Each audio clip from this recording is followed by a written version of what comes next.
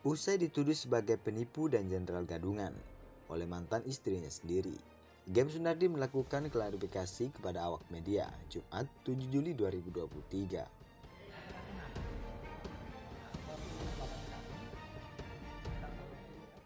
Dalam jumpa pers tersebut, Gem mengatakan apapun yang dikatakan oleh mantan istrinya itu tidaklah benar.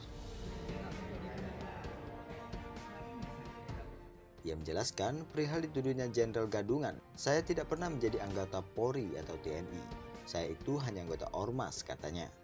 Memang seragamnya identik dengan TNI, tetapi seragam tersebut tidak pernah saya pakai di luar rumah untuk mengaku sebagai jenderal seperti yang dituduhkan kepada saya, jelasnya. Kalau memang saya mengaku jenderal, kemudian menipu orang lain, tentunya dari dulu sudah ditangkap oleh pihak kepolisian. Buktinya sampai sekarang, kata Gem, saya tidak ada ditangkap.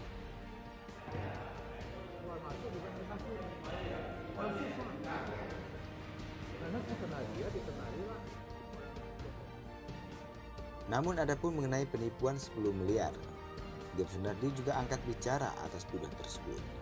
Ia mengatakan itu juga tidak benar. Saya tidak pernah menipu dia. Malah sebaliknya, harta saya yang dikuasai sama dia, katanya. Rumah saya di Cinere dia yang tempat. Saya terpaksa harus keluar dari rumah karena dia mengancam akan menikam saya, jelas Gem.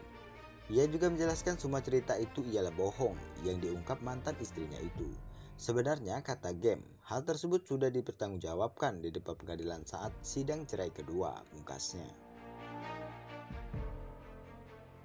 Di tempat yang sama, pengacara Gem Sunardi Rahmat Jaya mengungkapkan bahwa mereka telah melaporkan kasus ini kepada pihak Polda Metro Jaya dan sudah ada SPK dengan tindak pidana pencemaran nama baik.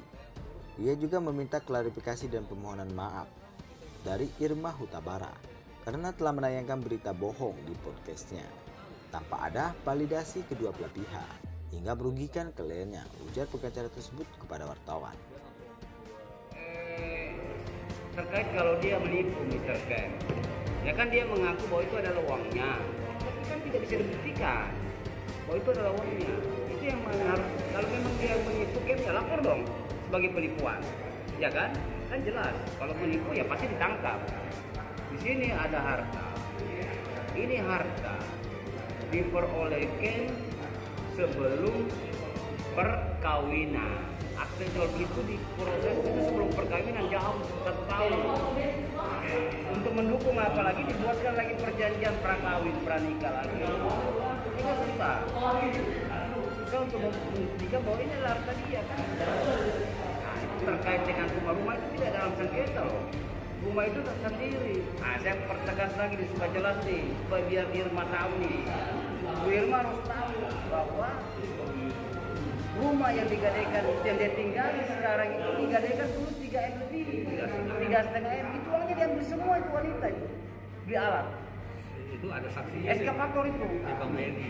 Malah Ken yang bayar ini cicilan dia pulang. Malah dia pernah laporkan Ken itu orang hilang di Cinere. Saya datang ke polisi, saya bicara buka polsek, bisa dimuat.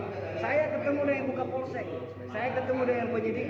Tidak hilang, laporan palsu semua. Apa yang dikemukakan di polsek Cinere itu sama yang dikemukakan di YouTube itu. Begitu semua yang dikemukakan. Jadi dia bilang ini Gem orang hilang. Saya lapor. Saya bilang begini, Pak, bagaimana bisa orang hilang ini terima laporannya, katanya tidak pernah bisa dihubungi. Bagaimana nggak bisa dihubungi? Tiap hari sama PRT daerah sama-sama di Cinere kok. Nah ini nih harus dipahami nih rumah ini. Yang kedua, jangan juga membawa Bu Saro. Bu Saro tidak ada hubungannya dengan ini persoalan. Ini istri juga loh. Saya juga sebagai istri. Janganlah dibawa-bawa perempuan ini. Nggak bisa. Sekarang kalau dia keberatan juga, mau apa? Sekarang jujur aja Bu Saro keberatan. Dia dibawa-bawa nih, soal inilah soal tidak ada hubungannya. Ibu Sarung tersendiri, Likuan tersendiri. Sekarang Likuan sudah putus cerainya, dia banding minta harta minta dibagi. Tapi tidak ada dasarnya pengadilan untuk membagi itu harta. Tidak ada putusan. Saya yang sidang nih. Saya sidang sampai sekarang dia banding, kemungkinan besok 1 minggu kemudian itu sudah putus lagi perceraiannya. Dia klaim bahwa ini adalah tanah dia. Itu harus dia buktikan dulu. Itu Ibu Irma ini cobalah validasi dulu Ibu Irma ini, masa mau jadi orang proporsional mestinya kan validasi dulu, konfirmasi dulu, check and recheck dulu, and balance. Benar nggak ini persoalan seperti ini? Makanya saya mengatakan, saya jujur aja, saya sudah laporkan